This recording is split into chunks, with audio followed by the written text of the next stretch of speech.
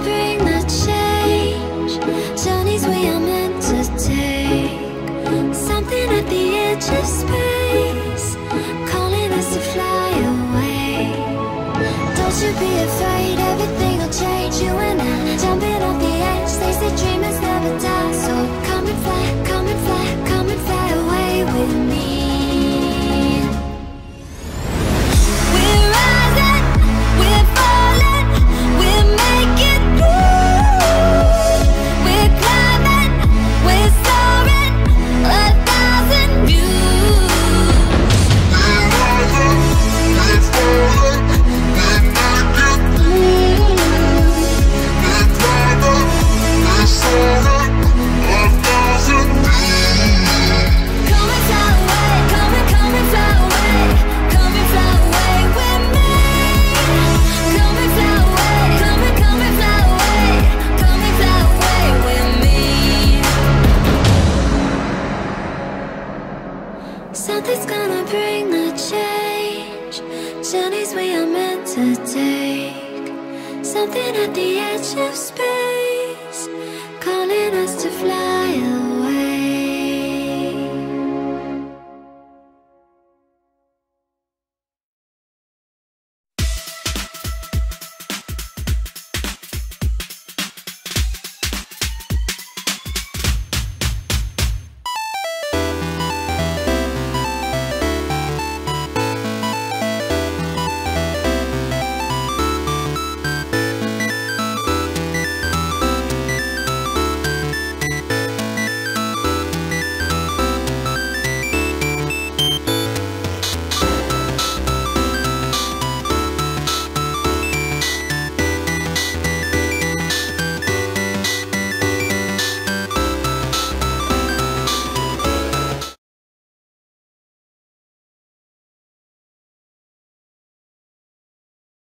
Hi there guys, and welcome to another episode of the Cover Zero Show with me, your host Simon Conboy. With me today we've got Dan. And so for today's episode we're going to be going through the current coaching search. A couple of teams seem primed to name their new head coaches over the course of the next couple of weeks, since they are both still involved in the playoffs, and just have a bit of a discussion on some of the interview processes going through with other teams, as well as our thoughts on what was frankly a really good divisional round this weekend. I think we could say two of the games were close. Well, one was an absolute classic, one was close to, and the other two maybe not so much, but Sunday was awesome. Thoroughly enjoyed it.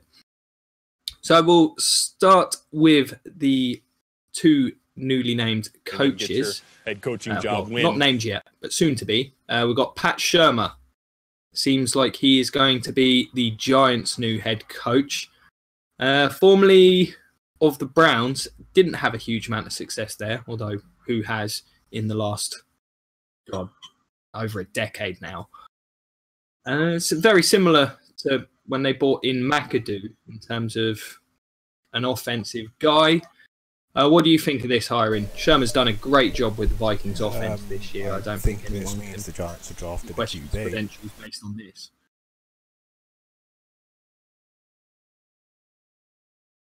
Well, you've been with the head coach pretty adamant that you didn't think they were going to draft a QB before this.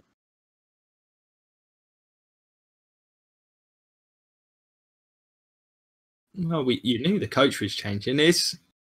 I think with an offensive guy, it definitely, especially having the number 2 pick, that while they might not have their pick of all of the guys, if the Browns go QB number 1, of course, being able to select your own guy at number 2, that's pretty tempting. The defense is still there in New York. I think on that side of the ball, there could be a pretty quick turnaround. So bringing in an offensive guy, I think with Eli, there's the possibility for a bounce back season if they can just get things fixed. I think what they've probably looked at with this is what Sherman's offense did. Like last year, the Vikings O-line was absolute garbage. This year, it didn't look great on paper, but they got it playing to a much higher level, and they played a very, West Coast style, a lot of short passing. a lot of quick passes to help out that line, and they had a strong run game. Do you think they're trying and maybe replicate that kind of an offense? I think Eli can certainly execute that sort of offense, and they've got the receivers to surely. I mean, imagine he's implementing his own scheme as a former offensive coordinator. Similar scheme. No.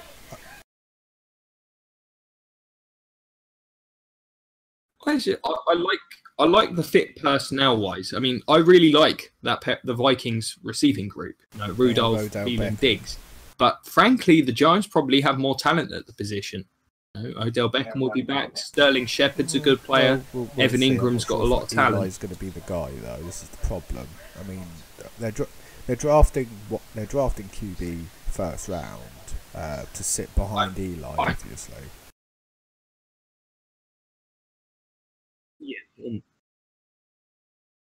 Yeah, I think so.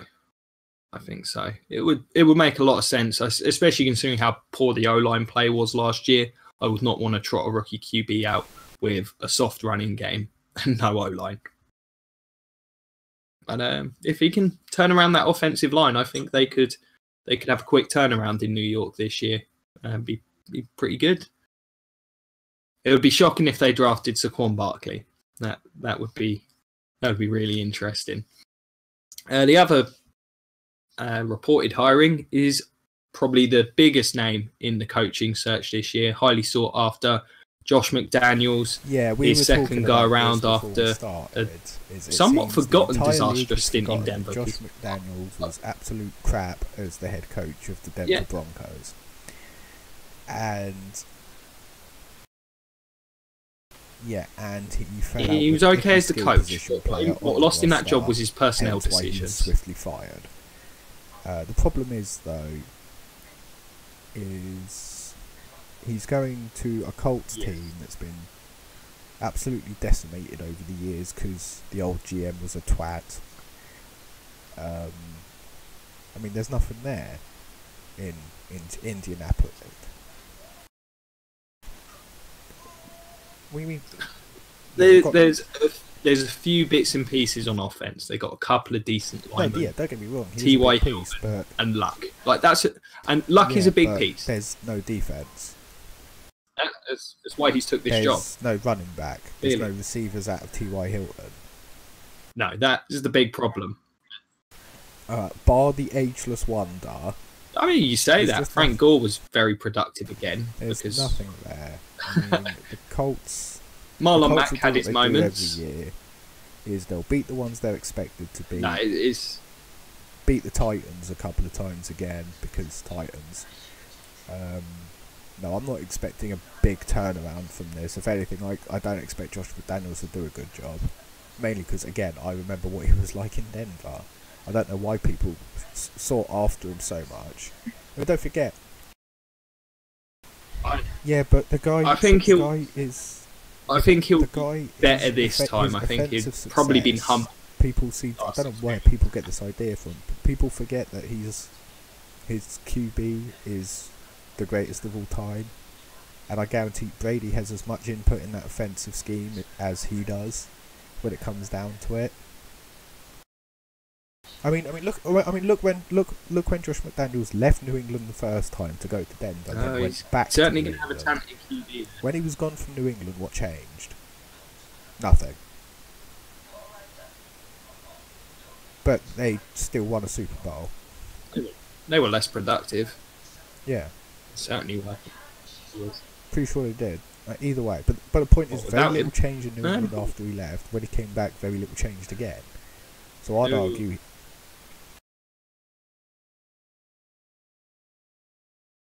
Oh no, they've been far more productive with him than the couple of years they were without him. But yeah, they were still productive. One of the advantages I think of taking this job for him is, say Tennessee shot themselves in the heavily rumoured to be interested, and some of the other teams, there would have been more pressure there. Well, no, because he still has the ability to take that job if he so wants. Nothing's done and dusted at this point. He's taken this job because he wants to work with Andrew Luck. Simple as that. And I think there's less pressure. People know this Indianapolis team is not particularly good and or talented. Now, of course, expectations will be higher with this hiring and with Luck coming back. But I don't think anyone's expecting a massive turnaround in year one. Whereas if he'd gone to Tennessee, people would be expecting that offense to explode next year. And, you know, not necessarily going to be the case, especially in what's going to be a tough division, potentially, with Deshaun Watson and all the many, many injured Texans coming back. Happen. Maybe the Jags go get a veteran QB this off-season. The Titans should be pretty tough. They've stuck with him this long. What makes you think they're going to get rid of him now? Oh, you never know. Stranger things have happened. Would cost them way too much money. Potential to sign a guy like Kirk Cousins.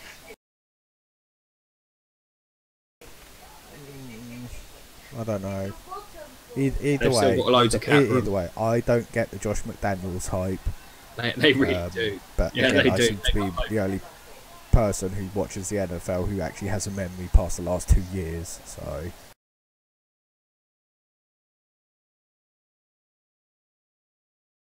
Well, I mean, speaking. It's a hiring I could certainly see going wrong based on the lack of talent there now. John Gruden times a million. Just so people know, I am not expecting anything out of that hiring. I expect the Raiders to suck yet again because they're the Raiders.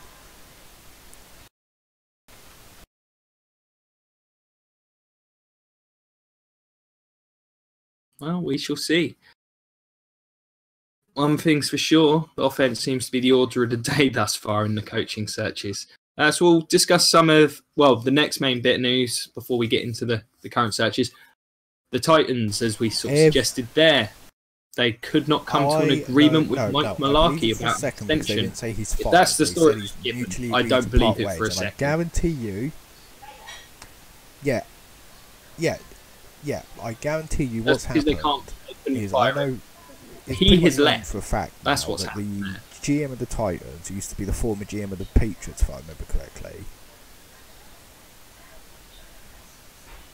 Yeah, but generally, by all accounts, it wasn't the GM. He worked in the front office. Sources, the GM does not like the offensive coordinator, but Mularkey said he's not in the business of firing his offensive coordinator, Rubitsky.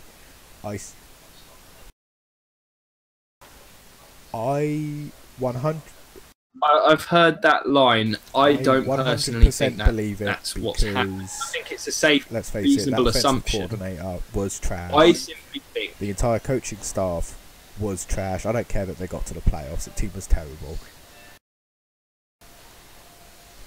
Yeah, but if you're going to hire a defensive guy to try and get you through the playoffs against the Patriots, you don't hire Dick LeBeau because he's never managed to do it in the bloody past. So what makes you think he can do it now with a less talented roster? It's like, Dick LeBeau, he's playing zone blitz against Tom Brady. The two things you don't do against Tom Brady. To me, what's happened? I simply think Mularkey's left because he felt undermined. I was discussing this with Arnie, and if you look at, obviously there was all the rumours of him potentially losing his job from about 2-3 weeks before the season ended, leading right up until they won that playoff game.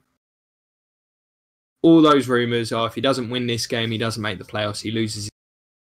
Titans are looking at Josh McDaniels, yada, yada, yada. Now, I simply think he probably doesn't want to keep that job at the end of the day because basically the front office is saying, well, we feel like we have to keep him. Not we want to keep him. We feel like we've got no choice. And that's very demeaning, I would feel. I think it undermines his leadership within the locker room. I think it opens up a potential can of worms if he does keep that job. Now, whilst I'm not a supporter of what the Buccaneers did in retaining Dirk Cutter, at least they were quick on that. The second all these rumours were out there that he was going to be fired, the Bucs came out and were like, well, no, he won't be. Whereas the Titans didn't do it until the absolute... until the day after they won a playoff game. Simply, I am not surprised after that Patriots performance. I think if he wanted to keep his job, maybe do a better job. Maybe not draw up a playbook from the 60s. It'd probably be a good idea. I don't know if you can necessarily say you've got. Yeah, I know, but let's get something straight. Let's get something straight. The defense had a Titans, terrible day.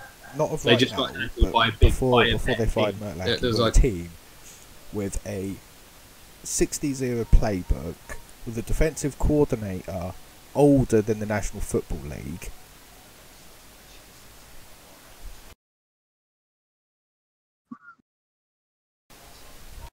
But you've also got to bear in mind, 'cause the Browns were what was still this bad. team before they hired Malarkey? Oh yeah, they were the worst team in football. No, the Titans had the first pick.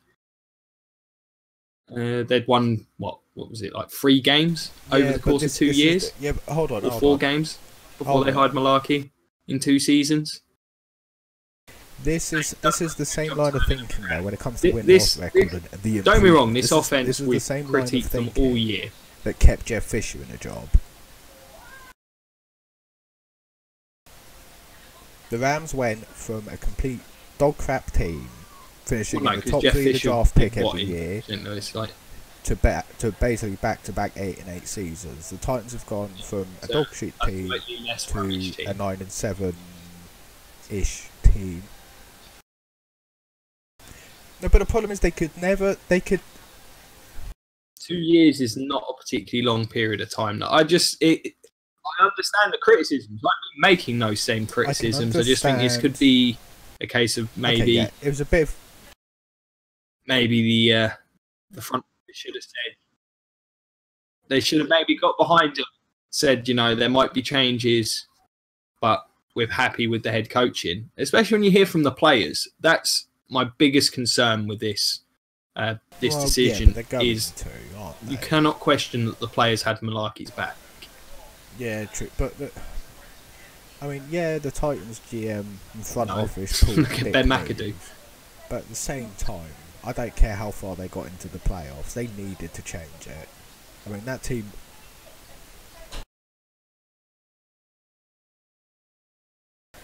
No, I think what happened offense. is the GM was trying Head to put coach, pressure on to get rid of the offensive coordinator. Not convinced. I 100% agree We'll see. with that. We'll see what happens.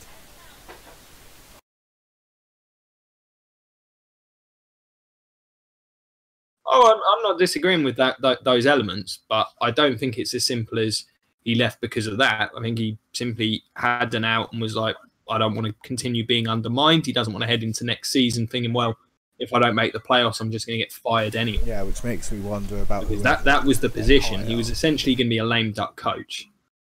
So maybe you can argue. Yeah, maybe you can argue the GM's being a bit. Yeah, especially since it sounds like they're very much on the McDaniels band.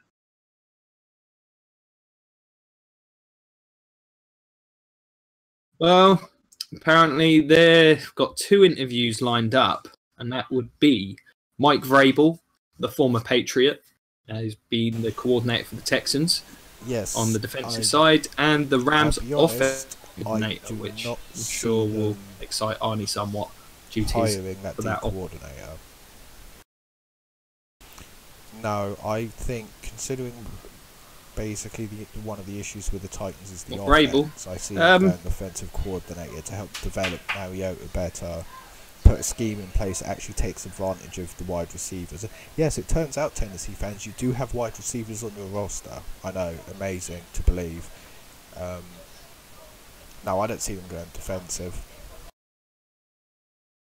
They need a new defensive coordinator, don't get me wrong. Well, I think he has, except when he hasn't. I don't know about that. I think LeBeau's done a fine job there. No, well, it comes down He's done a to pretty good job, mate. This team doesn't have an enormous amount of talent on the defensive side. One thing that can be said with the Titans going into whoever they hire, I feel like they overachieved this year defensively, and I think that and LeBeau might stay, but that's a big might. I don't know if LeBeau wants. Well, LeBeau could also retire. He says, would never happen. Man's going to be buried in a stadium on the sideline at half time on the game he was coaching. I don't know. I mean, I'd prefer the Rams offensive coordinator. Sounds like it, yeah. Personally, if I'm the Titans, but we'll see.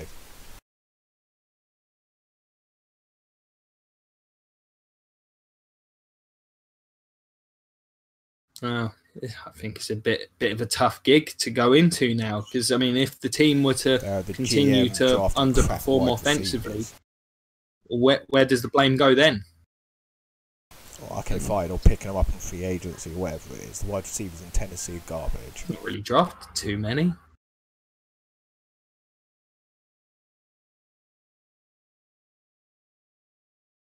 Well, we'll move from the Titans to your team, the Cardinals. Yeah, that's just the Bidwells. Described on the NFL site as the most open and methodical search. I have faith in Steve Keim, our GM. The guy knows what he's doing. I mean, he hired Arians. Well, he's done a fantastic job rebuilding that team since Wisenhunt left. It's a bit.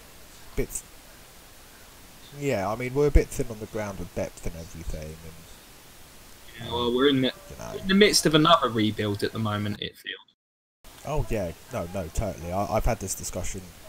And offensively, I feel like they're just thin full stop. No offensive line, one wide receiver, and the best running back in football. So yeah, who's coming off injury?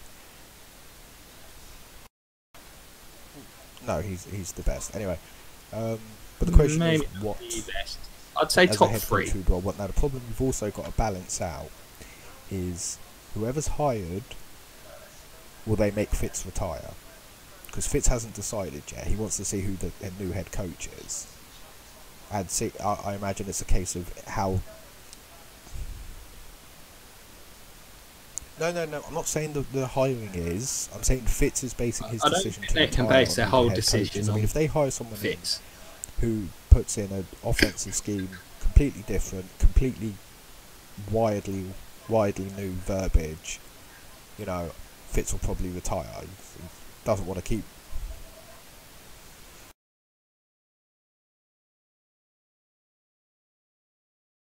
I'm not sure it'd necessarily be the hire itself in terms of the Fitz retirement. I think it would be, you head through free agency and the draft, and you get a rough feel for how the team's looking to view the season. If they do the Bills, for example, and they gut the roster, then absolutely, I could see him retiring. But if aggressively after a QB in free agency, there's options this year for sure. No, I know. No, I'm just throwing up that hypothetical. Well, yeah, I don't think it would be the hiring. I think it will be how free agency and the draft are handled that will likely have an influence on whether Fitz stays. Not going to happen. And you never know. Fitz might want to hang around for the next 6 or 7 years and try and break Jerry Rice's records. Or even one of the Vikings quarterbacks who's not made of glass, preferably. I don't want Sam bloody Bradford. One of the 3. Take your. But except Carson Palmer was a. Well, you've done that dance with Carson Palmer the last few years. You're basically signing Carson Palmer number 2. Sorry. How many? Bradford's played maybe 3 consecutive games before his knees give out. Which is Carson Palmer. They're the same guy. Carson Palmer's actually managed to finish a season. Oh no, I'll grant you. Bradford is the more fragile. Bradford did once, maybe twice. I mean, as far as the coaching, he has. It's happened twice. I want DeFilippo. I mean, the guys that we've got here, they're in their second stage of interviews now.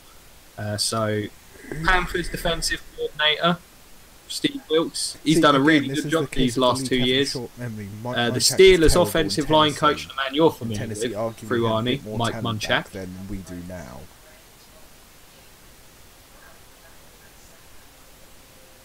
Then hire him as offensive coordinator. Yeah, maybe the thinking is simply fix that O-line because it's been a liability the last. I will take DiFilippo. Then we've got the Eagles QB coach John DiFilippo. Apparently, he's expected to get a second interview as well. Yeah, I expect James us to either Betcher, get DiFilippo, your current defensive depending coordinator, on who has who we the chase. Bruce Arians Actually, no. seal of approval. No, if we hire DiFilippo, we'll draft the QB. Fitz will retire. I don't know about James Betcher though.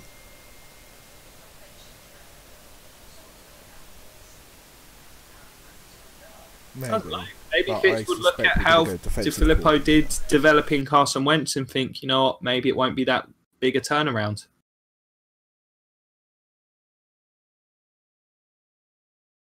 I would think so. This franchise has sort of looked for stability, it feels, over the last few years. And, you know, defensively, that's where they've really invested in the last couple of years through the draft. That's where a lot of their young talent is.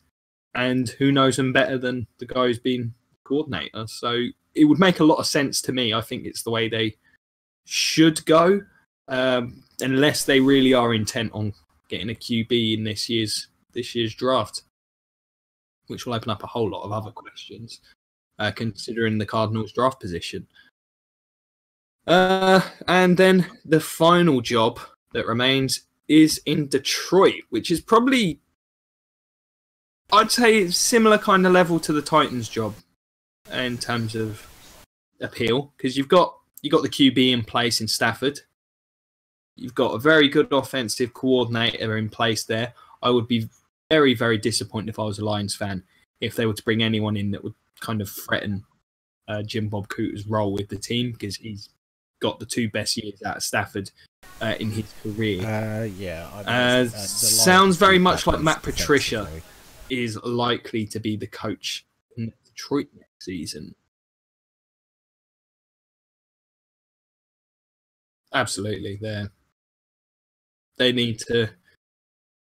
I think bringing in a guy who has, I think we've seen with the Patriots over the last few years, defensively they've not been the most talented team, particularly in the front seven. And they've got some talent in the secondary. And I actually think you can make a similar argument about the Lions at this point in time. So this is a guy that can maybe get the most out of them over the next couple of years. The offense, that's pretty much there. They just need to find a run game. And if they can bring in some talent through the draft, he can get things schemed up. The Lions could be a very good team next year. So I would be all for that hiring. It would make perfect sense. And they get to keep Cooter on the offensive side. So yeah, this is a simple one for me. They should do what sources indicate they're doing. No, I've got nothing to add. I'm just reading through. Nothing to add on that one.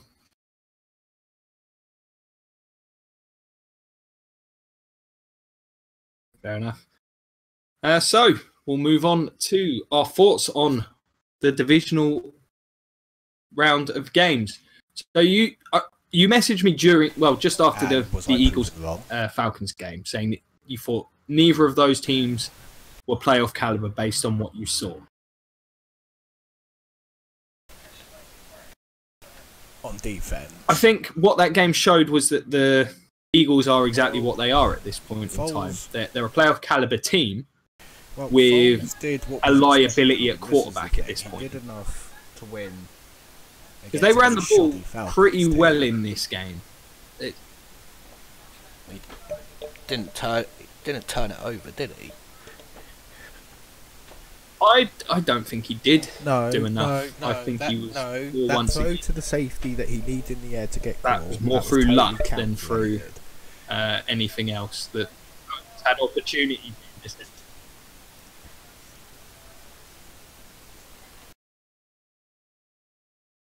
The Falcons had opportunities Not really, at picks in this That game. Eagles D is fairly legit. For me, I mean, if you're the Falcons, you've got to be gutted to lose this one.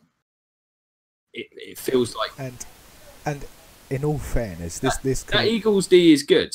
No doubt they're I top 10 comfortably, probably a top 5 defense this year.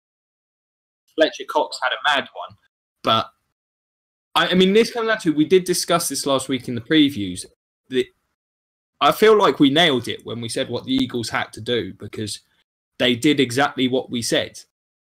They dominated the line of scrimmage on both sides of the ball, particularly defensively. I mean, Brandon Graham and Fletcher Cox absolutely shut Devonta Freeman down. Totally and utterly. They were winning their matchups all day long. On the offensive side, they were able to grind it out. Frankly, Foles didn't have to do an enormous amount. Jay Ajayi looked good. The Garrett Blunt didn't really get too much yardage, but they really pounded away at that team. A fast flow kind of defense. They managed to use the power game. They threw very sporadically, but they made the game short. Beyond the early fumble, they didn't make too many mistakes. This is not two playoff caliber teams facing. And they had, just a little bit of luck on that final drive. To be honest, there was no way the Falcons were walking into Philly in winter against overly aggressive Eagles team that has been lambasted with the underdog tag for some reason. No, there was no way they would. I was about to say there's no way the Falcons. Well, that reason is Nick Foles, and then I realised it's not Veterans Stadium. Center. What is it now?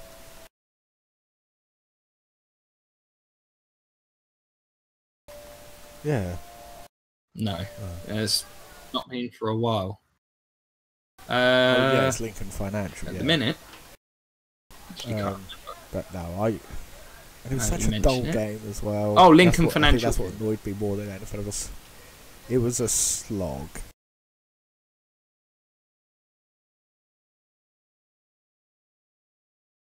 It was an old school kind of playoff game. It really was. Both teams really tried to establish the run in this one, and as I mentioned, Devonta Freeman out. The Falcons' offense was, and these are the issues we've had with them all year.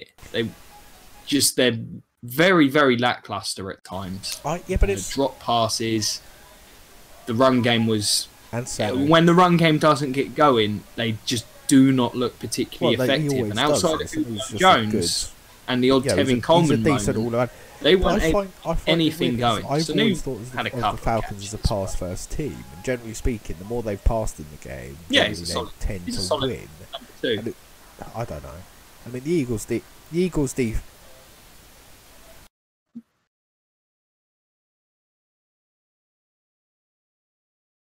No, the last couple of years, the most success they've had has been when they've been running the ball effectively. They're at their best when Ryan can run off the play action and teams are loading up the box. You can get Sanu in behind. Taylor Gabriel's been almost anonymous this year, which has been a big problem, I think. He was, kind of their X factor last season, kind of like Tyreek Hill has constantly been for the Chiefs, but this year, very little. Well, the Eagles contribution, but they just weren't able to handle this Eagles front four. Which is going to be I don't think Ryan looked particularly sharp in this game. Because Case Keenum's one of the worst quarterbacks in the league under pressure. So this week is going to be interesting to say. They've got a ton of talent on Eagles defense line. Carried it.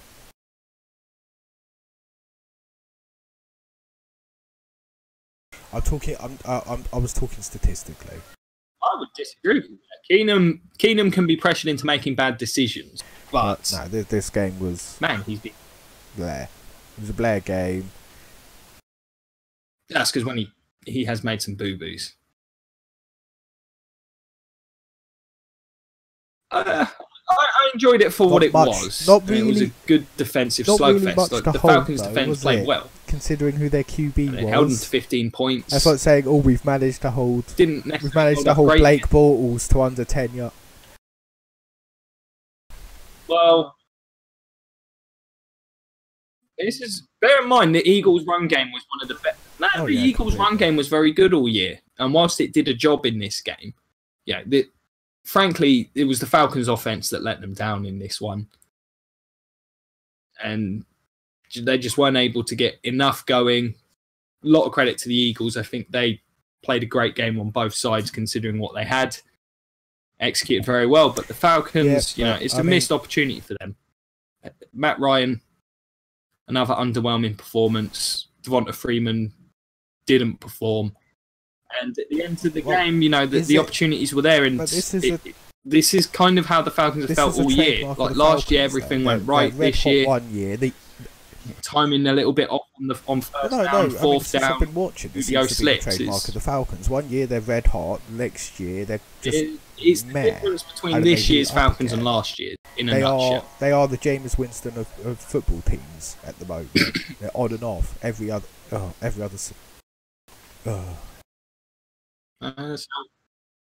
Yeah. Oh God, do we have to talk? This is the worst game I've seen all year. Consistent than Jameis. Since this is probably one of the worst games I've ever seen. I mean, the other game on Saturday, I don't this think game this was terrible. No, it was terrible. Did you watch it? Right, no, hold on. What about this game? I wouldn't say that. No, that aside, what about this game was only that enjoyable? bad. It was just the Patriots stomping on a team. Because you have a bit of a soft spot for the Titans. The first, yeah.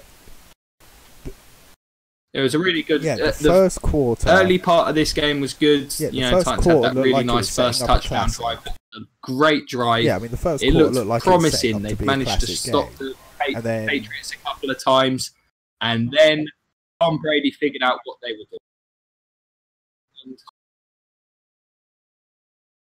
And then Brady realised, and we did comment on it again, not to toot our own horn, but last week we did say and they were facing Titans, Tom Brady. If they can't get pressure with their front four, they do not have the ability to hold up in coverage.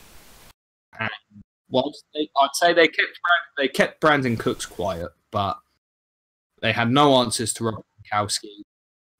Danny Amendola was just tearing them apart underneath because they've had problems with their linebackers coverage all year long. Screenplays, all those little dump offs to James White, Dion Lewis coming out of the backfield, they weren't able to deal with them. And the safety and linebacker play has been a problem for the Titans all year long, and it came to fruition in this game, as well as their inability to generate pressure without blitzing. Don't know what happened, but both the safety and the corners looked confused as to who they were meant to be covering. The amount of times the safety had to change at the last minute before the snap to get in position was ridiculous.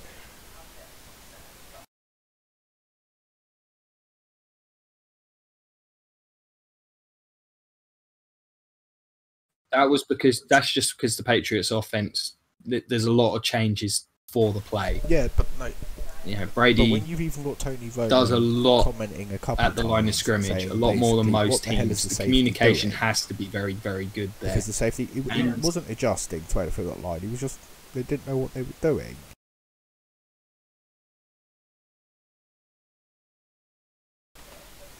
Oh yeah, he's basically. Well, one of the problems there is Jonathan Cyprian has been a liability in coverage. Plays the run well, liability in coverage. All year he's been. Wilson was okay in coverage. It wasn't great. But yeah, Cyprian's been a liability. And yeah, Brady was just able to pick them apart. And the biggest issue, regardless of the issues in the secondary, the Titans could get no pass rush in this game. No. And this isn't a great offensive line there in New England. Even when Brady was passing intermediate and deep, he had all day. There were some plays where he had about 4 or 5 seconds in the pocket. And offensively, I mean, the most shocking bit to me was obviously they lost their stud right tackle, Jack Conklin. And I was discussing this with Arnie yesterday, and whilst you expect there to be a drop-off, of course, you're losing one of the wasn't just the left right tackles in the league. Well, that's the thing. You don't expect that kind of drop-off. It wasn't even just the right side, the left side. Could not pass as well. They gave up 8 sacks. 8 sacks to a soft maybe the Titans pass went into rush. This a bit too overconfident, No, it wasn't. It was everywhere. Who was it? Was it was Biora everywhere. Jackson or Cyprian before the game, like tweeting bull crap? Yeah, yeah. Put it this way: he needs to keep his mouth shut because all they proved is, yeah, it turns out Titans aren't a good team. You're here because you got lucky. Jackson. Put it this way: the Titans are only facing the Patriots because Andy Reid does what Andy Reid always does in the playoffs. Considering that was the excuse a lot of people were using for the Titans last week, We knew that was and good. I actually disagreed with it. I was like, no, I thought the Titans actually managed to play up in the end and actually did well. No, I've revert.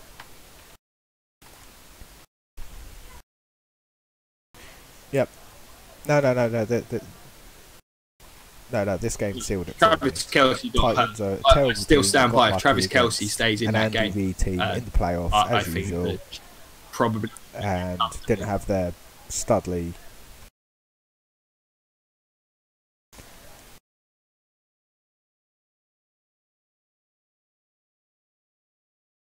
terrible to be much. They're not on the. They're not even close to the Patriots level. That's what this game showed. I mean, offensively, and we did. You know what the Patriots are going to do. They'll take away the things you do well. And the thing with the Titans is there's not a huge amount this offense has done well this year. Derrick Henry. I know. I don't know what the play call. Nothing was. in this game. Oh God, that fourth down play. No. What was Henry doing? Towards the end of the first half, and he's giving that call up the gut. And I've never seen a running back decide to turn back on him. Not bounce it out, not like a lateral bounce out. Go back on himself and try and wheel round. That was abysmal. And they stacked the right side. Really Why didn't he just lower it? Ugh. It was the end of the second half. It was around midfield. Fourth and 1. It's not just and that. It's not just Henry that. just runs, gives up on it, and goes back on himself, tries to bounce it out. Awful bit of running back play. Horrific. No, the call is fine. Right, and we'll get to this with the Jags game. Especially if you're the Titans and you pride yourselves on being a running team. And with your big power running back, doesn't matter what the defense does. Derrick Henry, you should be able to get that yard. He is not the future. He is a one-trick pony in the fourth quarter.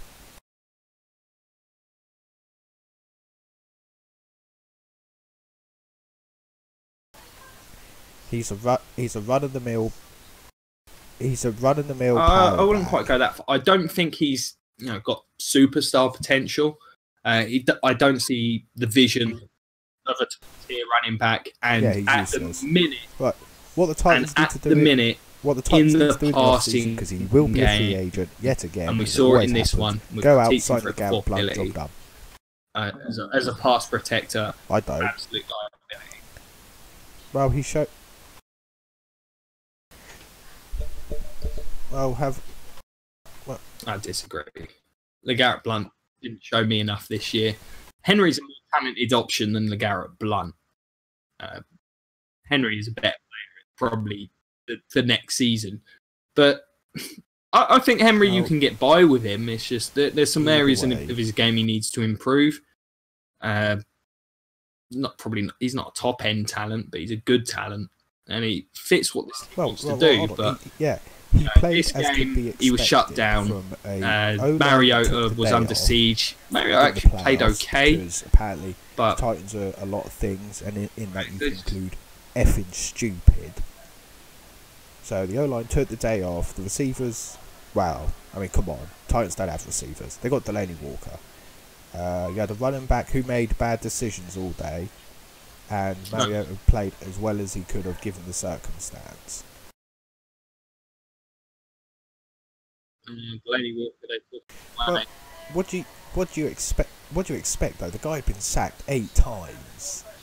Yeah, he's still look. He was a bit indecisive in this one. Yeah, the Patriots dialed up a great game. Yeah, but there's no. He only got sacked once in the first half. He didn't look particularly sharp then. Either way, his decision making was solid in this one, but almost as angry as the next game we're going to discuss. You've got to be able to do more. He played okay. He was not, to win a game like this.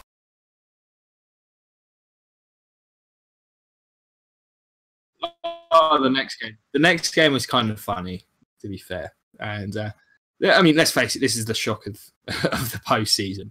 Not just because of the result, Steelers but team is because so of trash. the manner in which it happened. As the Jags went to Pittsburgh as underdogs They and gave won up 45 to 45 points. 42. You mean no? They're not at all. The Steelers did what they usually do, and went well. Not what they usually do. What they've done many a time under Mike Tomlin, and went into a game very overconfident, in my opinion, and it ended up biting them. Defensively, they were atrocious in this one. I mean, there is no excuse for giving up 45 points to a team led by Blake Bortles. I mean, absolutely none. I mean, just... and we'll go with the Steelers' offense because they started this game slowly. Of course, you had the 2 turnovers from Roethlisberger. However, I'm of the opinion Jags fan that Roethlisberger made up against the Patriots, particularly with that second half performance. To the Steelers. Yeah, but the Patriots have Tom Brady. And you think you're going to get 45 points against the greatest defensive mind of this generation? The Steelers' offense is better than the Patriots one. They won't. They'll be lucky to get 10. I don't think so. They're not going to get that many points, but I think the Jags match up better. The Jags match up better with the Pats than they do with the Steelers. Because the one thing and the thing that's surprising to me with this is if the Jags were going to pull the upset, I would have thought it would have been because they were getting a lot of pressure. I don't think they did in this game for the most part. The Steelers' offensive line was winning those battles, which is why Roethlisberger was able to light them up like he did. I thought Le'Veon Bell was able to run the ball effectively for the most part. Yeah, and the Steelers' offense had their way with the Jags once they got going, especially in the second award half. for Antonio Brown, you were better than every other wide receiver. We've waxed lyrical about game. Please go away now. Frankly, he should just be banned from the league for being unfair.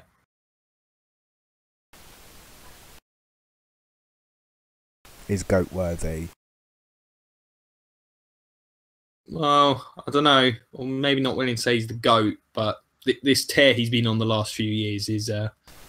Antonio Brown happened. It's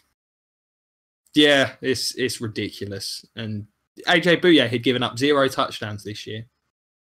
And then Antonio Brown. Then Antonio Brown happened. I did message. Yeah, I mean, Roethlisberger. I did message you as it happened, absolutely saying, superb what in the second the half. hell? Also, did you not love that lateral? See, when that happened, I thought the Steelers had this in the bag, but then the defense let the Jags march down the field to score another touchdown. That was ingenious. Do not see that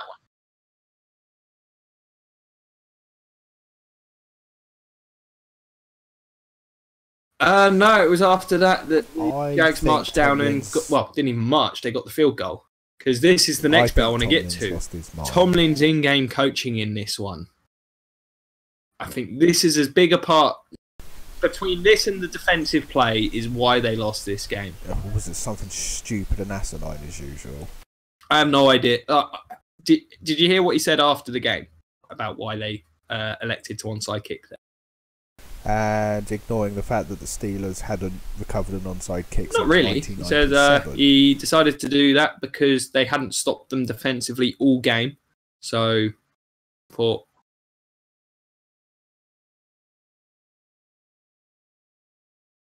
Well, that's just because it's very rare to recover an onside kick. And also, they win a lot, so they don't really have a lot of reasons to try onside kicks. So, yeah, I would ignore the stat, but I thought it was a dubious decision simply because you're in a position where, whilst Blake Bortles has played an okay game, you've got your timeouts. Just stack up against the run, and if they win, they win. Like, it's just as I think you're more likely to get that stop than you are to come back if you're hoping they miss a field goal situation. And also, it was a terrible onside, which doesn't help. But it wasn't just that decision. There was also the 2 decisions to go for it. one very early in the game. Very, very early in the game. That gave up points It was an ugly. to do that. They were in field goal range. And then later on in the game, and both of those led to short fields for the Jags that they capitalized. So, and the one early in the game as well was a horrible, horrible play call. I won't criticise the second one because that was I think that play ended up being open, and the receiver didn't come down with the ball. I think it was Smith-Schuster across the middle of the field off of a play action. Just couldn't bring it in, but the outside run to Lev Bell was horrible. Yeah, I mean, this was all the worst aspects of the Steelers showed up in this game, and giving up 42 a slow start, but defensively they were awful, absolutely awful in this one. But the difference is the Jags D is meant to be one of the best in the league, and they gave up 42 points. Steelers offense that good. Either way, I mean, elite defenses don't give up 40 burgers. Well, generally, I would say they're the second best in the league. I'd say second best. Yes, yeah. Well, and it has been. It's one of the few teams really where the Jags can go into a matchup against a team that can actually pass block them. Yeah, that the Steelers O-line. Steelers O-line is top group, and as we've mentioned, most teams don't have Antonio Brown and Le'Veon Bell, who are, possibly the top two players at their position. Oh yeah, the Pats are favoured, and rightfully so. When we do our predictions at the end of the week, I'm going to reveal it now. It's not exactly a spoiler. I'm going to be going with the Patriots, but the Jags are a team that has the kind of it's a Coughlin team. They look like those Giants teams. Wildly inconsistent QB, great front four, good defensive play, lots of running. My worry for the Steelers here in this one though, if Fournette hadn't hurt his ankle, God knows what kind of numbers he could have put up in this one. He was tearing them apart in the first half. And he just could not tackle him, couldn't even get to him. The Jags' run game has been very much underappreciated this year, I feel. Bortles was okay in this one. This was one of his solid but unspectacular performances. Frankly, if he doesn't turn it over, this team can win games. Slowly going to become... they'll win games playing like it's the 60s or 70s, but...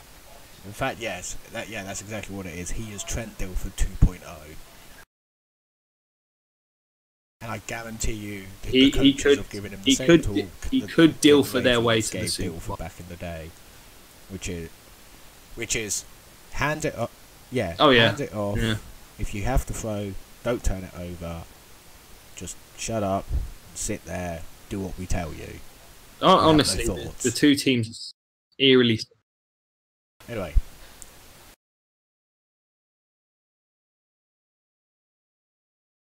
No. Yep. See ya. Yep. Yeah, I disagree. The Steelers should have gutting loss for the Steelers. They should have won this one. They went overconfident. They were. A lot of credit to the Jags. The offense played very well defensively. It's just as us. The Steelers need to. Something needs to happen.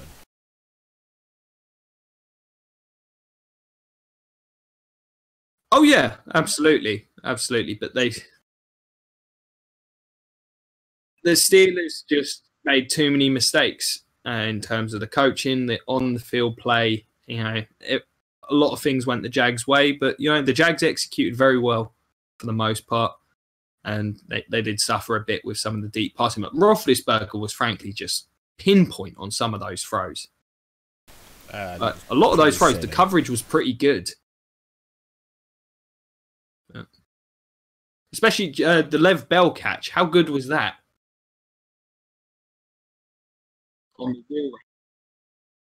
Yeah, that was perfect coverage. Both Antonio Brown passes. Roethlisberger was just Yeah, I mean, it's not often you can say a secondary played pretty well and gave up 5 touchdowns, but here's what it is. We'll move on to the final game, and for me, this was the game of the season, even though it did not look like it was going to be at one point at halftime. So the final score was 29-24 as the Vikings. I mean, I'm sure, like, even if you're not an American football fan, most people have seen this by now because gone a little bit viral. The Minneapolis Miracle happened, leading the Vikings to a victory over the Saints. This game was incredible. I mean, what was it, like 3 or 4 lead changes in the last 3 minutes? Oh. Yeah. I thought this game was over at halftime. I mean, to put it simply, the Vikings came out playing very, very well. The offense was its usual grindy, dinky-dunk self, a nice run-pass balance. Keenum was pretty sharp early on. They weren't quite able to sort away the game. They had a couple of opportunities in the red zone they weren't able to capitalize on.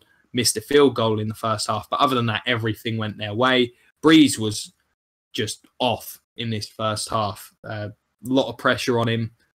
Saints were never able to establish the run in this game. The Vikings' defense, frankly, played a blinder. And I've seen some people saying, oh, how did they let the Saints back into this? The defense didn't let the Saints back into this. 2 of the Saints' touchdown drives came on short fields because of a blocked punt and because of a turnover. It's not like the Saints were able to all of a sudden just start gashing the field. The Vikings' defense is the best defense in football. They showed it in this game playing against what is, in my opinion, the best offense in football. They held them in check. Michael Thomas got going in the second half, but that was partly because I think Sendejo, the free safety, who made an excellent pick in this game, got injured. Breeze was able to get more comfortable. Furious comeback. And the Vikings really cooled off offensively in the second half. Keenum struggled for a really bad interception that let him back into the game, as combined with a block punt. But yeah, he had stones on that final throw. That was not an easy pass. It was a really decent pass. Marcus Williams absolutely just forgets what he's doing in an attempt to cover and tackle Stephon Diggs, who goes down the sideline and, to be honest, I couldn't actually be quiet and just witness ridiculous celebrations. What did you think of this finish?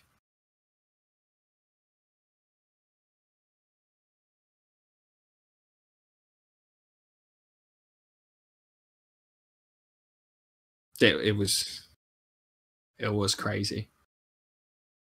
I was sat down and actually jumped up. I was like, oh my God. Literally, oh my God, not the metaphorical. And I was quite loud. Don't know if I woke anyone else in the house up. I wanted the Vikings to win, so it was a happy moment. Especially when you consider the Vikings, and it has been much heralded, they've had some of the most depressing playoff losses. If any team has had considering the terrible playoff experience over their existence, Vikings. So it must feel nice for them to finally get one.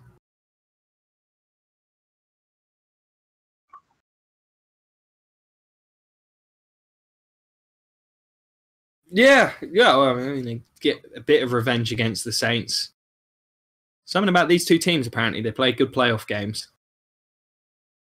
But I mean, in the credit for this win, frankly, just has to go down to this Vikings D. There it turns out, super good at this. Yeah. There's just a lot of talent there. And things, they don't really do anything that fancy. They just kind of play your fairly standard 2 deep zones or bit of cover 3 thrown in, the odd blitz here and there. But frankly, they're just a lot of talented players. They kind of just line up and play good football. And, you know, the Saints, they had the run game taken away last week by the Panthers, and Breeze was able to tear them apart. But the quality of secondary play and particularly the coverage ability of these linebackers was really effective in this one. So, and the Vikings did what they always do on offense. Death by 1,000 cuts, a lot of short passes. Stephon Diggs and Thielen, both good route runners, both very good after the catch, able to get things going. And I think this Latavius Murray, Jarrett McKinnon combination has gone somewhat unheralded, but they're both solid players, but they're also a nice contrast to one another. You know, you've got your stereotypical plugger, run up the middle guy in Latavius Murray and McKinnon for the outside stuff and the passing game.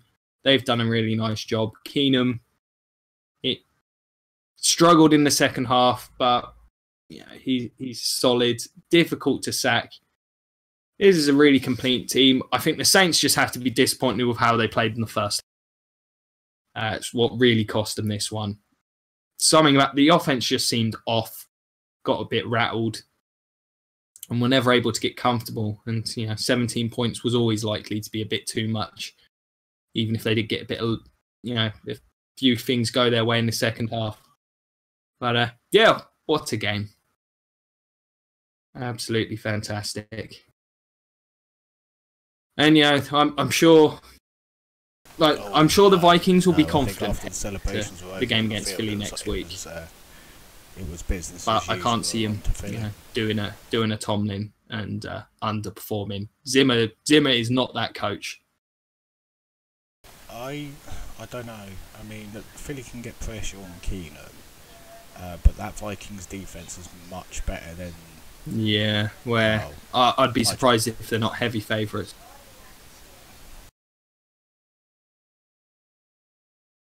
I also add Thielen. Yeah, also may I add Thielen had some ridiculous. They're both very good defences. It's just I kind of trust the Vikes offense a lot more.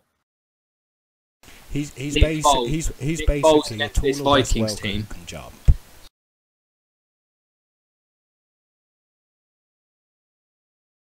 Oh yeah, he's just really good. He's very good.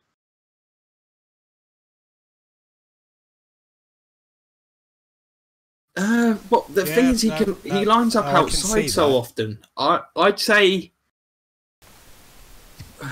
Who would he compare well to? He reminds me a lot of Reggie Wayne. I think that's off the top of my head. Yeah, that's probably the best comparison I've got. Really smooth route runner, great hands. Yeah, but faster than people think. But yeah, I think off the top of my head, without having thought of a comparison, that's the one I'm going with. And also called it. Said he was good. Impressed me at the end of last year. Didn't expect this. Got to be honest. I'm not sure anybody did heading into the season. But yeah, great win for the Vikings. And there we have it. Those were the games. We'll have our preview of the 2 championship games coming up later on in the week. Arnie should be with the 2 of us for that. Only 2 games. We'll be able to go into a lot of detail there. So tune in for that. Should be tomorrow, possibly Thursday. And anything you want to throw in before we wrap up?